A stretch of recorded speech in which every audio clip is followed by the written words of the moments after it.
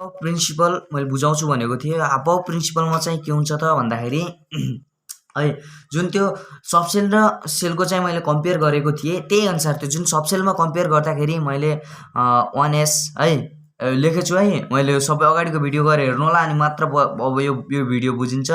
1s 2s 2p त्यस पछाडि चाहिँ 3s 3p अनि 3d है।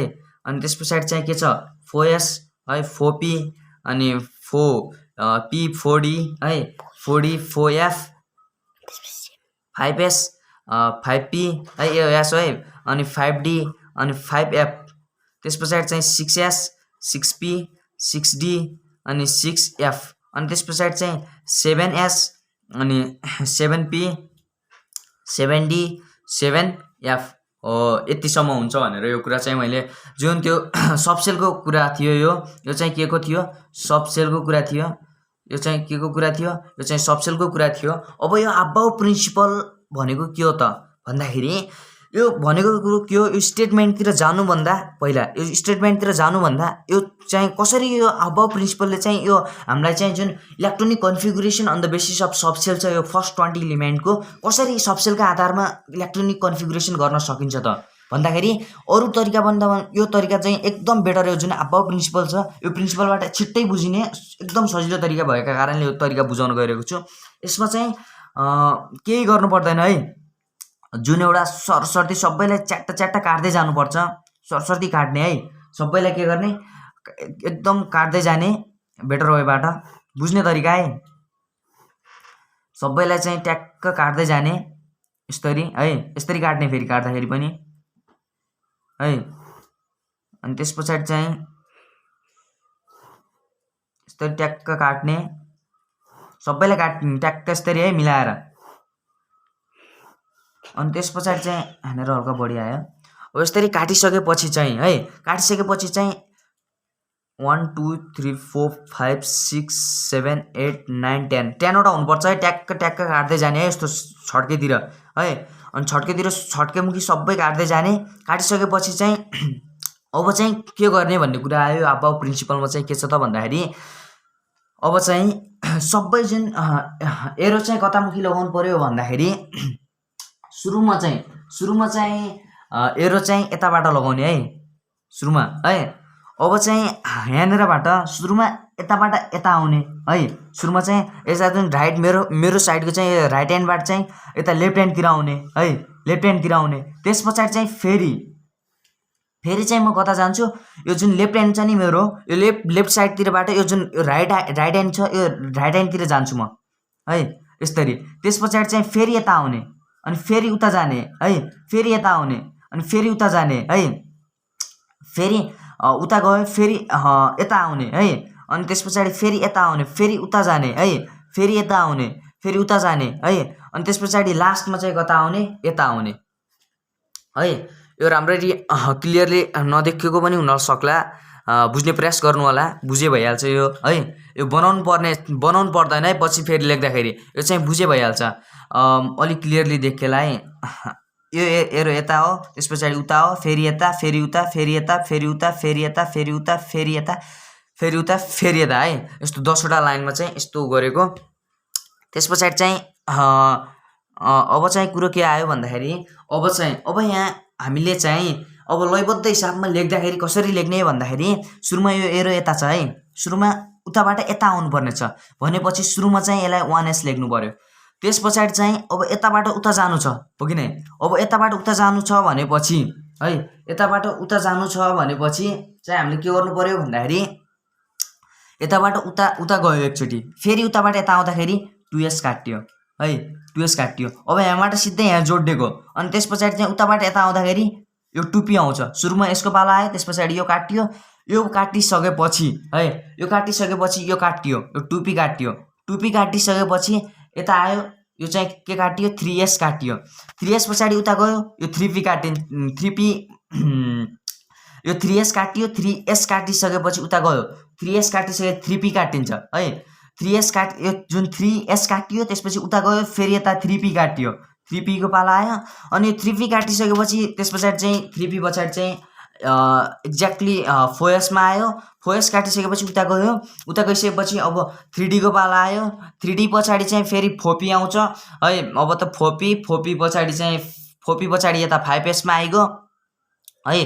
5S मा आयो। 5S पछाडि चाहिँ उता जाने भयो। 5S पछाडि चाहिँ केमा जाने भयो।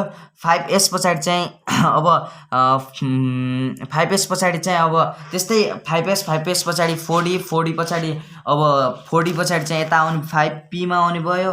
अनि 6S मा आउने भयो। यस्तै हुँदै हुँदै हुँदै हुँदै लास्टमा चाहिँ यो 7F मा आएर भ्याउँछ है।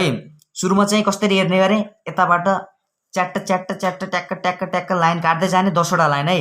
10वटामा भ्याइयोस्। त्यस पछाडि चाहिँ उताबाट फर्स्ट 20 इलिमेन्टको कुरा गरेको फेरि। अनि त्यस पछाडि उताबाट यता आउने, यताबाट उता जाने, फेरि यता आउने, फेरि उता जाने, फेरि यता आउने है। सबैलाई चाहिँ काटेर अनि त्यस पछाडि चाहिँ यहाँबाट यहाँ मिलेको, अनि त्यस पछाडि यहाँबाट यहाँ मिलेको है। यस्तो बुझ्नु होला। बुझिसकेपछि चाहिँ सुरुमा 1S आउने भयो। त्यस पछाडि यो 2S आउने भयो, 2P आउने भयो, 3S आउने भयो, 3D आउने 3D हैन 3P आउने भयो, 4S आउने भयो। 3P पछाडि 4S पछाडि 3D पछाडि चाहिँ के आउने भयो, 3D पछाडि 4P पछाडि 5S, अनि त्यस पछाडि 4D आउने भयो। 4D पछाडि 5P है। अनि 6S आउने भयो। अझै 6S पछाडि चाहिँ सबै अब 6S पछाडि के आउने भयो, 6S पछाडि 4F आउने भयो। 4F पछाडि 5D पछाडि 6P आउने भयो। 7S आउने भयो। म यो सबै अहिले लेख्दैन। अब चाहिँ यो जुन अबाउ प्रिन्सिपल बुझिसके पछाडि है, अबाउ प्रिन्सिपल चाहिँ यो बुझ्नुभयो भने सबसेलका आधारमा है, अब चाहिँ उ गर्न सजिलो हुनेछ।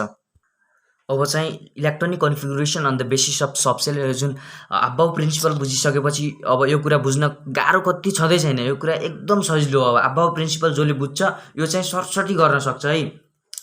जुन hydrogen, helium, lithium, beryllium, boron, carbon, nitrogen, oxygen, fluorine, neon, sodium, magnesium, aluminium, silicon, phosphorus, sulphur, chlorine, argon, potassium, calcium है। यो जुन फर्स्ट 20 इलिमेन्टको कुरा गरिरहेको छु, यो फर्स्ट 20 इलिमेन्टमा चाहिँ अब electronic configuration on the basis of subshell कसरी गर्ने त है। अब कसरी गर्न सकिन्छ भन्दाखेरि हाइड्रोजन 1 नम्बरमा पर्छ है। अब प्रिन्सिपलमा चाहिँ सुरुमा चाहिँ 1S हुन्छ है। त्यो मैले अगाडि बुझाइसकेको छु। अब त्यो हेर्नु होला, राम्रोसँग हेर्नुभयो भने बुझ्नुहुनेछ। र अब यो चाहिँ हाइड्रोजन चाहिँ एउटा यो चाहिँ सुरुमा पर्ने भयो, 1 नम्बरमा पर्छ। र अब मैले चाहिँ यहाँ 1S, यो जुन S भन्ने सबसेल छ नि, यसमा चाहिँ कतिवटा इलेक्ट्रोन कन्टेन भए हुन्छन्, यसमा चाहिँ 2टा इलेक्ट्रोन हुन्छन् भने यहाँ चाहिँ 1 लेख्न पाएँ है। अनि त्यस पछाडि चाहिँ हिलियम 2 नम्बरमा छ। हिलियम 2 नम्बरमा छ भने 2 नम्बरमा छ भने दुईटा इलेक्ट्रोन छ। 2टा इलेक्ट्रोन त यो S सेलमा पनि हुन्छन् है।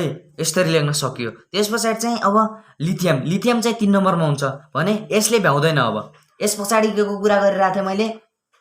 यस पछाडि चाहिँ अब 2S पछाडि 2S को पालो आउँछ भनेर मैले भनिसकेको छु। यस पछाडि चाहिँ के आउने भयो, 2S आउने भयो। 1S, एउटा यसमा कतिवटा 2टा इलेक्ट्रोन, र अर्को जुन S छ 2S मा चाहिँ अर्को इलेक्ट्रोन आउने भयो। सुरुमा 1S स्क्वायर, त्यस पछाडि 2S का पावर 1 है। 2S का पावर 1 लेख्नको कारण यहाँ एउटा इलेक्ट्रोन चाहिएको, यहाँ चाहिँ 2टा, 2 मा 1 जोडे 3, यो 3 नम्बर 3टा इलेक्ट्रोन हुन्छ, सेटिस्फाई भयो है।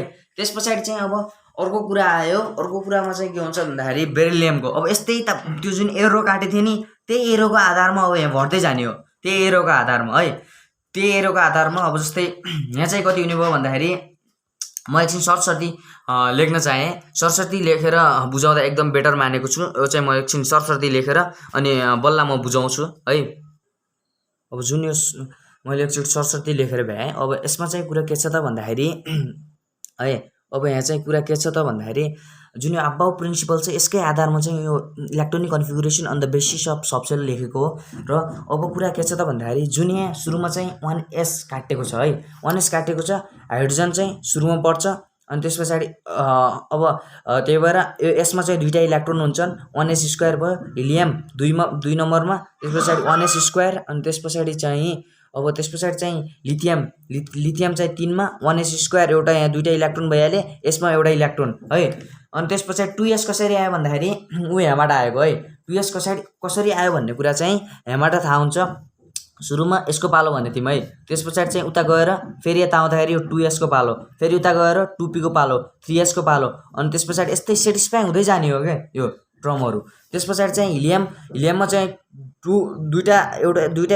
एउटा एस सबसेलमा दुईटा इलेक्ट्रोन छन्। त्यस पछाडि अर्को एस सबसेलमा चाहिँ 2s भन्ने सबसेलमा चाहिँ एउटा इलेक्ट्रोन छ भने यी दुईटा जोड्दाखेरि अनि 3टा इलेक्ट्रोन पुगे। त्यस पछाडि यो बेरिलियममा चाहिँ यो एस सबसेलमा दुईटा इलेक्ट्रोन छन्, अर्को एस सबसेलमा दुईटा इलेक्ट्रोन छन्, 4वटा भए।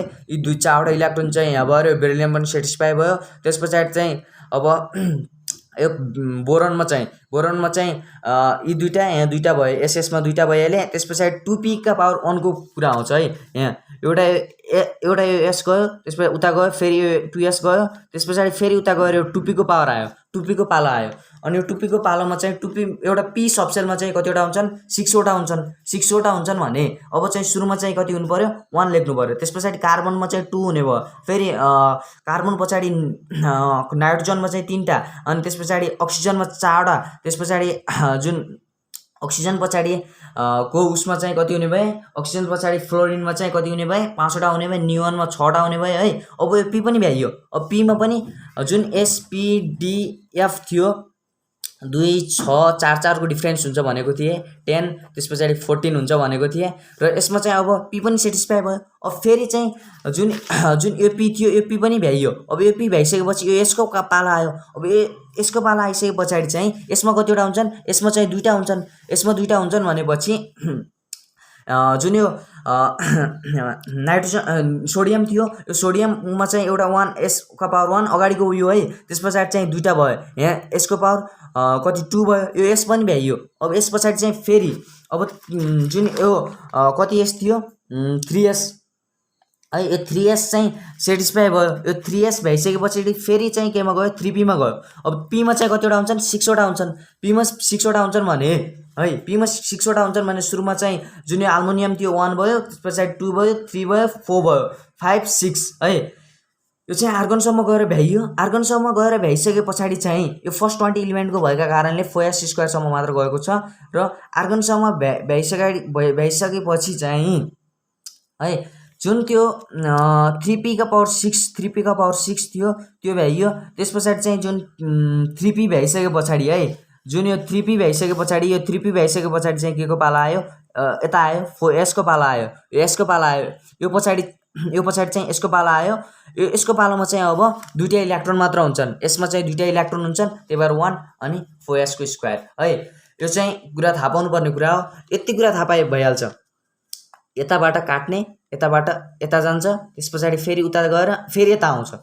सुरुमा 1s को पालो, त्यस पछाडि 2s को पालो, त्यस पछाडि 2p को पालो, 3s को पालो, त्यस पछाडि 3p को पालो, त्यस पछाडि 4s को पालो, त्यस पछाडि 3d को पालो, त्यस पछाडि 4p को पालो, त्यस पछाडि 5s को पालो, त्यस पछाडि चाहिँ 4d को पालो, 5p को पालो, 6s को पालो, त्यस पछाडि 4f को पालो, 4f पछाडि 5d को पालो, 5d पछाडि 6p को पालो, त्यस पछाडि 7s को पालो, 7s पछाडि चाहिँ के को पालो आउँछ, त्यस पछाडि 5f को पालो, 5f पछाडि चाहिँ 6d को पालो, 6d पछाडि 7p को पालो, 7p पछाडि 6f को पालो, 6f पछाडि 7d को पालो, 7d पछाडि लास्टमा चाहिँ के हुन्छ भन्दाखेरि 7f को पालो आउँछ है।